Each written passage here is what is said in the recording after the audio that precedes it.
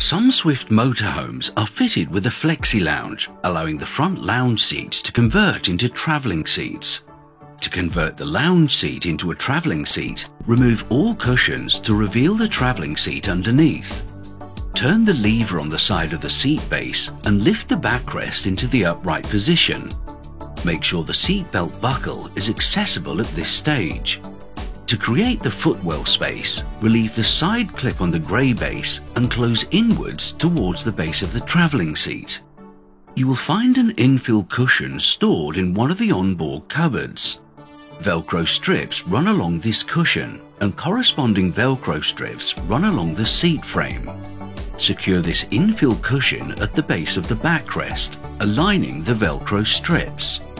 Next, take the large seat base cushion and secure to the base of the seat frame, aligning the Velcro strips. One seat base cushion from the lounge setup is made up of two parts secured together with Velcro. Separate these two cushions and use the thicker side to create the back cushion of the travelling seat. Depending on the model, the headrest is either already attached to the travelling seat or stored in an onboard cupboard.